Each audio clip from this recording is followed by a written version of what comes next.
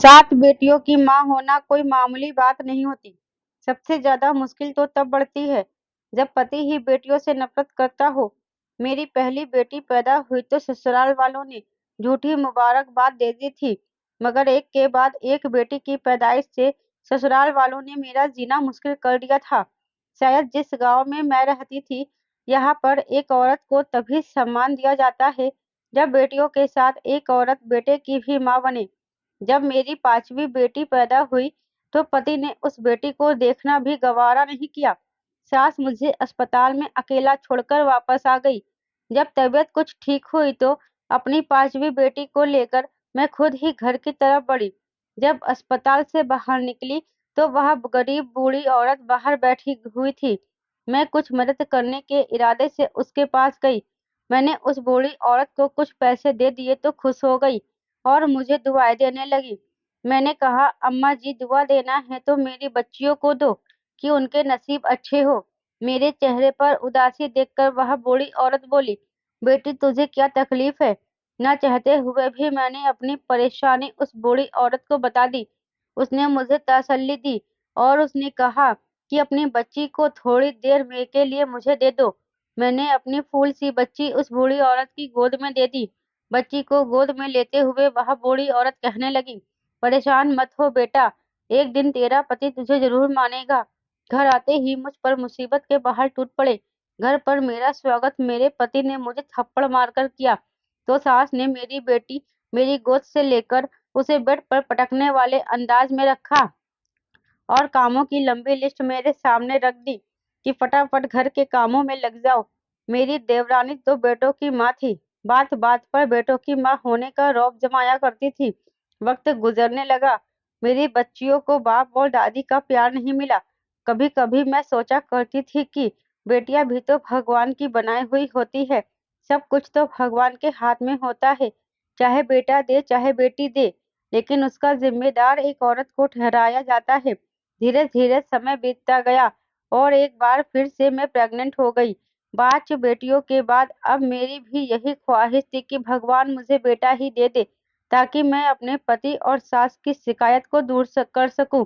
जैसे मेरी डिलीवरी का समय करीब आ रहा था, मेरा डर बढ़ता जा रहा था।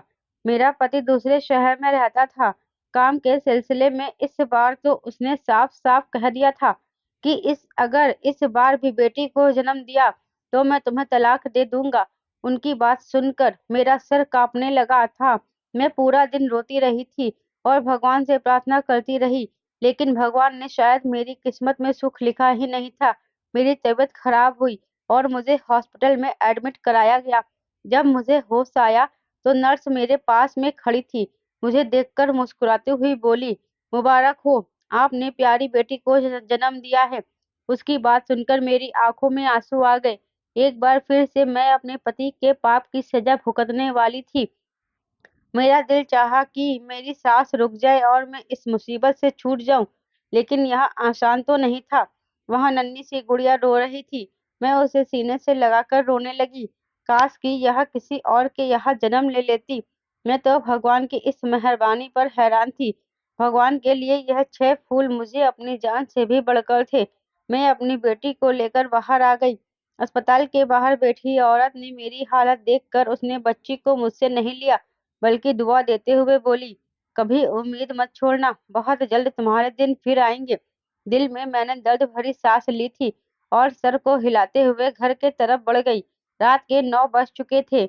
जब मैं रिक्शे में बैठकर अकेली घर पहुंची तो शरीर कांप रहा था। रिक्शे से उतरकर दरवाजे पर आई। एक दो बार मैंने दरवाजा खटखटाया, यहाँ तक कि 1 घंटा गुजर गया, मगर किसी ने आकर दरवाजा नहीं खोला। अंदर से मेरी बेटियों के रोने की आवाजें आ रही थी। अंधेरा हो चुका था, मगर किसी ने भी दरवाजा नहीं खोला। वही मैं दरवाजे से टेक लगाए बैठी रोती रही। आधी रात को मुझे दरवाजा खुलने की आवाज आई। मैं जल्दी से उठकर खड़ी हो गई और दरवाजा मेरी बड़ी बेटी ने खोला था। मैं फौरन अंदर आई और उससे लिपट कर रोने लगी। मेरे ना होने पर उन्होंने न जाने कौन कौन से जुल्म सहे होंगे। मेरा पति बेखबर सा सो रहा था। मैं भी अपनी बेटी के साथ कमरे में जाकर सो गई। कमजोरी और थकान से मैं जल्दी ही गहरी नींद में चली गई थी। मेरी आंख तब खुली जब मेरे पति ने मुझे मेरे बालों से पकड़कर उठाया। मैंने पहली बार उसका यह गुस्से वाला रूप देखा था। मुझे डर लगने लगा था। ऐसा लगा जैसे वह मुझे जान से ही मार देगा। उसका यह रूप देखकर मैं बहुत ज्यादा डर गई थी। मुझे बाहर लेकर आया। मेरी बिटिया यहाँ सब देख रही थी, रोने लगी थी, जबकि मेरी सास उन्हें डांटकर चुप करवाने लगी। पति बोला, किसके कहने से तुम घर में दाखिल हुई? मेरे घर के दरवाजे तुम्हारे लिए बंद हो चुके हैं। अपनी बेटियों को लो और मेरे घर से निकल जाओ। सास मेरी बेटियों को धक्को देकर घर से निकालने लगी। मैं हाथ जोड़कर उनके पैरों पर गिर गई। यह घर मेरा आखिरी ठिकाना था। अपनी बेटियों को लेकर आखिर जाती भी तो कहाँ? माँ बाप थे नहीं, और एक भाई था जो कभी सीधे मुंह बात भी नहीं करता था। फिर बताओ वहां मुझे अपने घर में क्यों घुसने देते? पति ने मुझे घर से निकाल दिया था।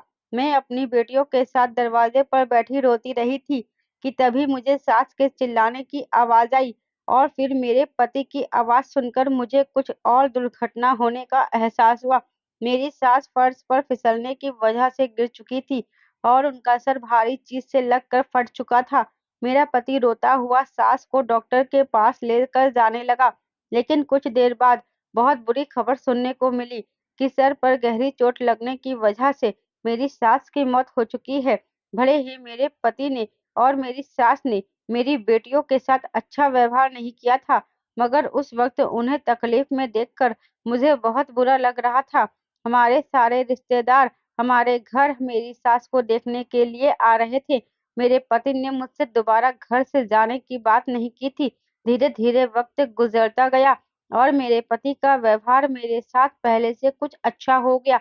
कभी कभी जरूरत पड़ने पर वह मुझसे बात भी कर लिया करता था, लेकिन वह अपनी बेटियों को तो एक नजर देखना भी गवारा नहीं करता था। मैंने नोट किया था कि वह दूसरी औरतों में कुछ ज्यादा ही दिलचस्पी लेने लगे हैं। मेरे सिर पर दूसरी औरत का खतरा मंडराने लगा था। मुझे डर लगने लगा था कहीं एक बेटे की चाह में दूसरी शादी ना कर ले। मेरी बेचैनी दिन पर दिन बढ़ती ही जा रही थी, और एक दिन ऐसा आया जब मेरा सोचना सही साबित हो गया था।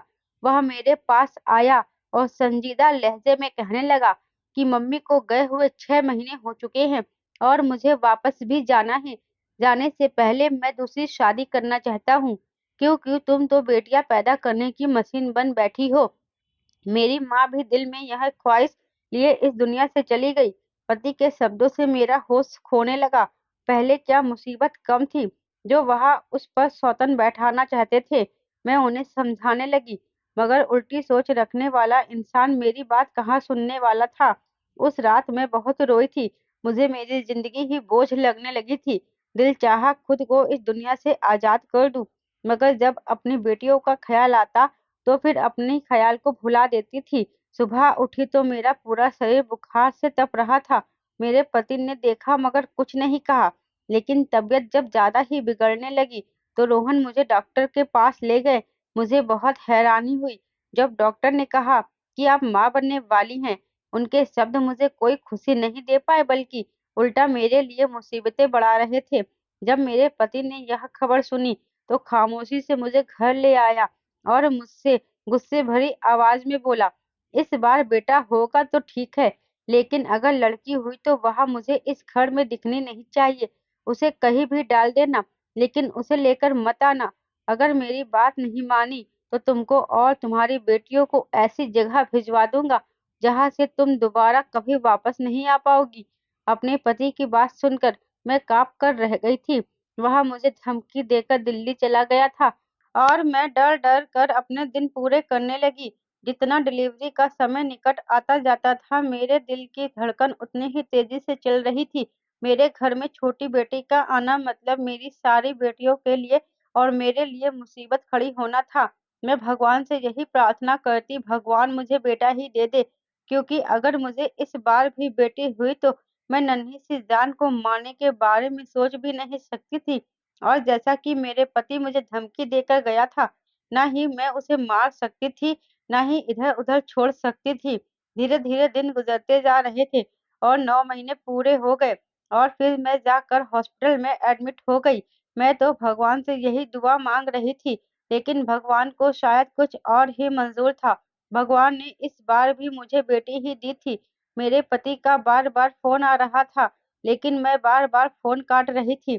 उसको क्या जवाब देती कि तुम अब फिर एक बार छोटी बेटी के बाप बन गए हो। मैं अपनी जान को सीने से चिपकाए सुबह घर आ रही थी। मैं तो उसको मारने के बारे में सोच भी नहीं सकती थी, ना ही अपने पति को बता पा रही थी कि मैंने फिर से बेटी को जन्म दिया है। मैं कोई बीच का रास्ता सोचने लगी और मैंने एक फैसला कर लिया। तबीयत थोड़ी सही हुई तो मैं हॉस्पिटल से निकली और हॉस्पिटल के बाहर बैठने वाली औरत के पास चली आई। मैं रोने लगी। वह बेचारी गरीब औरत मुझे इस तरह देखकर हैरान हो रही थी। फिर मैंने उसके कान में कुछ कहा। मेरी बात सुनकर हैरान हो गई, लेकिन वह मेरी बात समझ गई और मेरी बेटी को अपनी गोद में ले लिया। जब अपनी बेटी को उसकी गोद में दे दिया, तो मेरा दिल कट कर रह गया था। मेरा दिल कह रहा था कि मैं इतने ज़ोर-ज़ोर से रोऊँ कि सारे संसार को मेरे दुःख के बारे में पता चल जाए, लेकिन मैं ऐसा नहीं कर सकती थी। दिल पर पत्थर रखकर अपनी नन्ही-सी गुड़िया उस गरीब औरत की गोद में देकर आँखों में आँसू लिए, मैं घर की तरफ चल दी। मैंने सोच लिया था कि मैं अपने पति को कहूँगी कि मैंने एक बेटी को जन्म दिया था, लेकिन जन्म लेने के कुछ समय ही बाद हमारी बेटी इस दुनिया से छोड़कर चली गई है। मैं घर पहुँची ही थी, तभी मेरे पति का फ़ोन आ गया। मैंने फ़ोन उठाया, तभी हेलो कहा था, पर मैंने कहा, हाँ, मैंने एक बेटी को जन्म दिया था, लेकिन मेरी बात अभी पूरी भी नहीं हुई थी, तभी मेरे पति ने फ़ोन काट दिया। मैंने दोबारा अपने पति को फ़ोन किया, लेकिन उसने मेरा फ़ोन नहीं उठाया। मैं बार-बार फ़ोन करती रही और वह बार-बार मेरा फ़ोन काट देता था। मैं अपने बच्चों को सीने से लगाए वहीं बैठकर रोने लगी। वक़्त धीरे-धीरे बढ़ने लगा और फिर धीरे-धीरे पूरे 16 साल गुज़र गए, लेकिन मेरे पति ने हमारी कोई ख़ैर खबर नहीं ली। जो जमा पूँजी थी, धीरे-धीरे सब ख़त्म हो चुकी थी। हमारे भूखे रहने की नौबत आ गई थी। फिर मैंने खुद ही घर से बाहर निकलने की सोची और फिर मैं लोगों के घरों में काम करने लगी और इस तरह अपना और अपने बच्चों का पेट पालने लगी। जैसे-तैसे करके मैंने अपनी 4 बेटियों की शादी भी कर दी। अभी मेरी 2 बेटियां मेरे पास थी। अब तो मुझे अपने पति का इंतजार भी नहीं था। लेकिन फिर से मेरी जिंदगी में तूफान आया। एक दिन मैं काम कर रही थी, तभी दरवाजे पर दस्तक हुई। दरवाज़ा खोला तो सामने मेरा पति खड़ा था। 16 साल बाद वह मेरी ज़िंदगी में फिर से वापस क्यों आया था? मेरी ज़िंदगी जैसी भी थी, मेरे लिए सुकून से गुज़र रही थी। वह मुझे देखकर मुस्कुराया और अंदर आ गया। मेरी बेटियाँ अपने पिता को देख रही थी। मेरी छोटी बेटियों को तो शायद पता भी नहीं था कि वह उनका बाप है। मेरे बताने पर उन्होंने कोई प्रक्रिया नहीं दी थी और कमरे में चली गई थी। उन्हें कोई फ़र्क नहीं पड़ रहा था कि मेरे पति ने भी लड़कियों को देखा तक नहीं। वह बोला, मैं 2 महीने से यहाँ आया हुआ हूँ और मैंने अपने लिए एक लड़की पसंद कर ली है और मैं जल्द ही उससे शादी कर लूँगा। मुझे कोई हैरानी नहीं हुई थी। मैं तो कब का यह मान चुकी थी कि मेरे पति ने दूसरी शादी कर ली होगी, लेकिन आँखों में आँसू ज़रूर आ गए, यह सोचकर कि उसे शादी करनी थी तो फिर मेरी ज़िंदगी में आने की क्या ज़रूरत थी? मैं तो कब का उसके बिना जीने की आदत डाल चुकी थी। वह फ्रेश होकर कमरे में आराम करने जा चुका था और मैं वहीं बैठे आंसू बहाती रही। उसने एक बार भी नहीं पूछा कि तुमने इतने साल कैसे गुजारे। हमारी बेटियों के बारे में भी नहीं पूछा। एक बार भी मुझसे बात करने की जरूरत नहीं समझी। बस इतना बताया कि उसने लड़की को पसंद कर लिया है और जल्दी ही उससे शादी करेगा। उसकी माँ अपनी बेटी को लेकर हमारे घर आने वाली है, तो कल ही मैं शादी कर लूँगा। तुमको मैंने पहले ही बोल दिया है, कल तुम सारी तैयारियां करके रखना। यह बात सुनकर मैं अंदर ही अंदर रोती रही, अपने आंसू बहाती रही और अपने पति की शादी की तैयारियां करने लगी। अगले दिन मैं उठी और सफाई की। उसने अपनी एक भी बेटी के बारे में अभी तक नहीं पूछा था। मेरे पति ने कहा कि दोपहर तक माँ बेटी घर आने वाले हैं, तुम सारी तैयारियां करके रखना और कुछ ही देर में आ जाएंगे। इतना कहकर मेरा पति वहां से चला गया। कुछ देर बाद वह उस लड़की को और उसकी माँ को लेकर आ गया। उस लड़की का नाम सुनैना था। दोनों माँ बेटी को दूसरे कमरे में बैठा दिया। रोहन मुझसे बोला कि तुम जाओ, सुनैना को दुल्हन की तरह तैयार करो। मेरे अंदर तो कोई आस और उम्मीद ही नहीं बची थी। मैं चुपचाप उठी और सुनैना को तैयार करने चल दी। उसे देखकर मुझे बहुत ज्यादा दुख हुआ, मुश्किल से वह 16 साल की लड़की थी। बहुत ही प्यारी सी मासूम सी बच्ची थी। देखो जरा भी रोहन को शर्म नहीं आई इतनी कम उम्र की लड़की के साथ शादी करते हुए। मेरी नजर उस लड़की की माँ पर पड़ी। उस औरत को देखकर मुझे कुछ कुछ याद आने लगा। मुझे ऐसा लगा कि मैंने उस औरत को कहीं देखा है और फिर जब मुझे याद आया तो मेरे सर पर आसमान गिर पड़ा। यह तो वही औरत थी जो हॉस्पिटल के बाहर बैठा करती थी और उसी को तो मैंने अपनी बच्ची दी थी। इसका मतलब मैं सुनैना की माँ हूँ। सुनैना मेरी ही बेटी थी। मैंने उसको पकड़ कर कहा, बताओ तुम वही हो ना जो हॉस्पिटल के बाहर बैठती थी और मैंने तुमको ही अपनी बेटी दी थी। वह भी मुझे पहचानने की कोशिश कर रही थी। मेरे पूछने पर वह आंखों में आंसू भरकर बोली, हाँ मैं वही औरत हूँ जिसको तुमने अपनी बच्ची दी थी और सुनैना तुम्हारी अपनी ही बच्ची है। मुझे माफ कर दो, मुझे पता नहीं था। रोहन ने ना जाने सुनैना को कहाँ देख लिया और उससे शादी करने की जिद करने लगा। उसने तो एक बार सुनैना से भी कहा, लेकिन उसने मना कर दिया था। वह मेरे पास आया और मुझे पैसों का लालच दिया। सुनैना शादी के लिए बिल्कुल भी राजी नहीं थी। वह एक अधेड़ आदमी के साथ शादी कैसे कर सकती थी। मैंने उसे समझाया। मैंने कहा मेरी और तुम्हारी जिंदगी सुधर जाएगी, क्योंकि अभी मैं पहले की तरह ही गरीबी के जीवन बिता रही हूँ। उसकी बात सुनकर मेरी आंखों में आंसू बहने लगे। मैंने अपनी बेटी सुनैना को कसकर सीने से लगा लिया। भगवान, यह क्या होने वाला था। एक बाप अपनी बेटी से शादी करने वाला था। मेरे सब्र का बांध टूट चुका था। मैं रोहन के सामने खड़ी हो गई। मैंने कहा, आज मैं बताती हूँ कि मैंने 7वीं बार भी एक बेटी को जन्म दिया था, लेकिन वह तुम्हारे डर की वजह से मैंने उसे गरीब औरत को दे दिया था। कि तुमने ही कहा था कि अगर बेटी हो तो चाहे किसी को भी दे देना, लेकिन इस घर में लेकर मत आना। और तुम्हारे डर की वजह से ही मैंने ऐसा किया था। लेकिन मेरी आधी अधूरी ही बात सुनकर तुमने फोन काट दिया और मुझसे सारे रिश्ते नाते तोड़ दिया। मैंने जैसे तैसे करके अपने बच्चों को पाला पोसा, उनकी शादियां भी की। जिस उम्र में तुम्हें अपनी बेटी की शादी करनी थी, उस उम्र में तुम खुद की शादी कर रहे हो, और वह भी अपनी ही बेटी से। मेरी बात सुनकर वह चकरा कर रह गया। मैंने कहा कि यकीन नहीं हो रहा है कि मैं क्या कह रही हूँ। वह बोला, तुम्हारा दिमाग तो खराब नहीं है। मैं इतना गिरा हुआ भी नहीं कि अपनी ही बेटी से शादी करूंगा। मैंने कहा, सुनैना तुम्हारी खुद की बेटी है। वह छोटी बेटी है।